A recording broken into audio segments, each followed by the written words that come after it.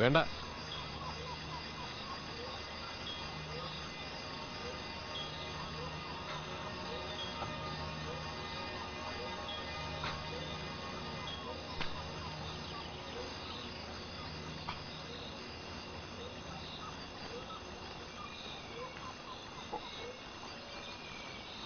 ഇതേ അതിനൊരു മാർഗമുള്ളൂ.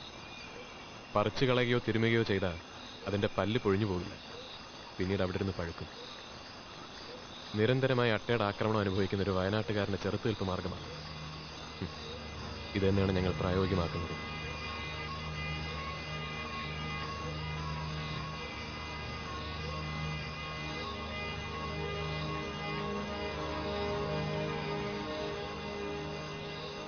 ഈ കാണുന്ന വനഭൂമിയൊക്കെ നമ്മൾ ഇനി ഒരിക്കൽ ഇതുവഴി വരുമ്പോൾ ഉണ്ടാവില്ല. ഇവിടെ നിറയെ കൃഷിയായിരിക്കും, കാപ്പിയും കുരുമുളകും ഇഞ്ചിയും ഒക്കെ. അതിന് നടുക്കൊരു ചെറിയ കൂര ഉണ്ടാവും. കാട് വെട്ടിത്തെളിച്ച് കൃഷി ചെയ്യുന്നതിന് സൈവർ കൊടുക്കുന്ന സൗജന്യം. വനഭൂമി കൃഷിഭൂമി ആയിക്കഴിഞ്ഞാൽ അവനെ അവിടെ നിന്ന് കുടിയിറക്കും. മണ്ണിനോടും മലയോടും മലമ്പനിയോടും ഏറ്റുമുട്ടി അവൻ മറ്റൊരിടത്ത് അധ്വാനം തുടങ്ങും. കാലാകാലങ്ങളായി സൈവറും ഇവിടുത്തെ മുതലാളിമാരും പ്രയോഗിക്കുന്ന തന്ത്രമാണത്. അതിന് പോലീസിന്റെയും സർക്കാരിന്റെയും പിന്തുണ.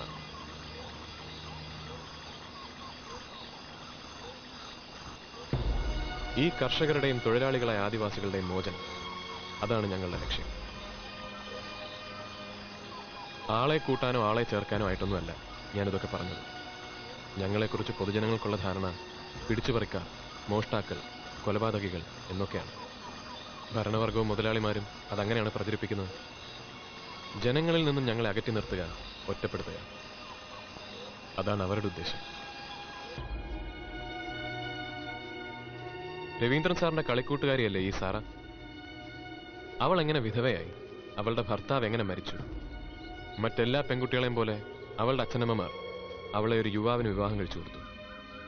താമരശ്ശേരിയിലെ കിടപ്പാടം വിറ്റുപറക്കി അയാൾ ഇവൾക്കൊപ്പം അധ്വാനിക്കാനുള്ള മനസ്സുമായി ഈ വയനാടൻ മലകൾ.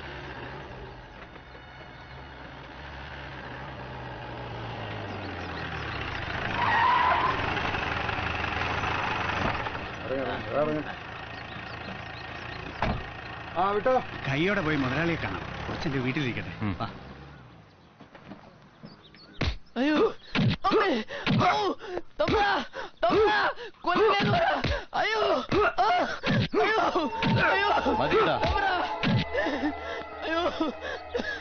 ഇനി അടിക്കണ്ട, അവൻ ചത്തുപോകും.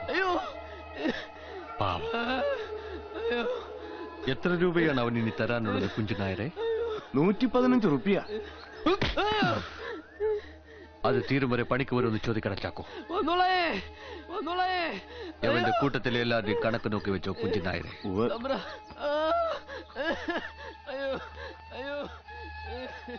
എന്താണ് മാത്തൻ, കുറച്ചായാലോ ഈ വഴി കണ്ടിട്ട്? ആരാ ഇവൻ? എന്റെ ഒരു ബന്ധുവാ. ഇവിടെ എങ്ങാനും അല്പം മണ്ണ് വാങ്ങി പണിയെടുത്ത് കഴിയാൻ വന്നതാ. എത്ര രൂപ ഉണ്ട് കയ്യിൽ? 3000. എന്താ നിന്റെ പേര്? ജോണിക്കുട്ടി. നീ കല്യാണം കഴിച്ചതാണോ? അതെ. എന്താ നിന്റെ ഭാര്യയുടെ പേര്? പറ. സാറാമ്മ.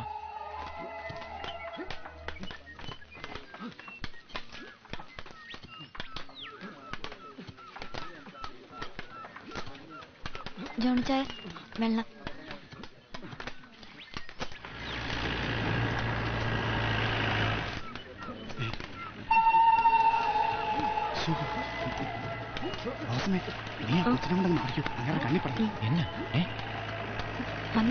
എന്താ വരാൻ?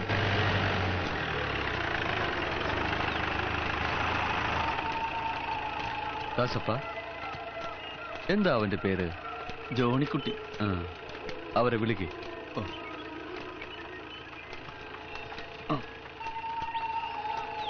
വാ.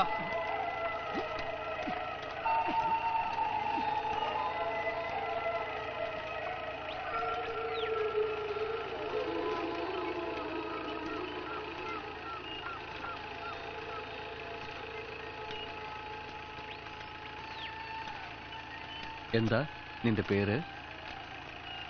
സാറാമ്മ. നിന്നോട് ചോദിച്ചോ? അവളോടല്ലേ ചോദിച്ചത്?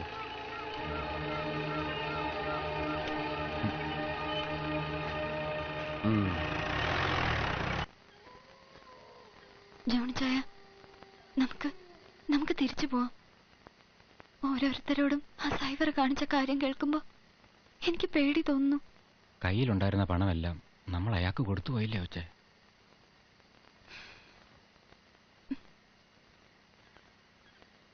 പട്ടിണിയാണെങ്കിലും നാട്ടില് നമുക്ക് മനസമാധാനത്തോടെ കഴിയച്ചായ. നാട്ടിലേക്ക് തിരിച്ചു ചെന്നാ കയറി കിടക്കാനൊരു കൂരയുണ്ടോ? കൊത്തിയും കിളച്ചും ജീവിക്കാൻ ഒരു തരി മണ്ണുണ്ടോ? നീ പേടിക്കണ്ട, ഞാനില്ലേ ഇവിടെ. ആരാ? ഞാനാ തമ്പ്രാ. താമിയാ? ആ, എന്താ താമി? കുന്നത്ത് കളിച്ച് പന്നിയിറങ്ങി. എല്ലാരോടും വരാൻ വർക്കി തമ്പ്രാൻ പറഞ്ഞു. എന്റെ ഈശോയെ, ഇന്നലെ ഭാഗ്യ എഞ്ചിയാ, അത് പോയ എല്ലാം തീരും. നീ കഥ അടച്ച് കിടന്നോ.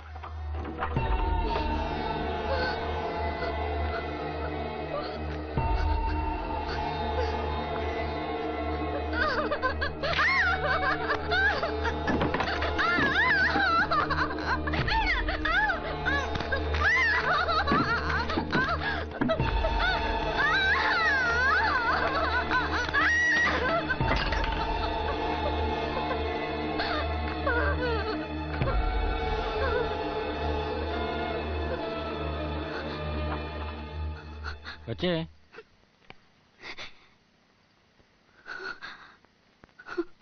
കൊച്ചേ,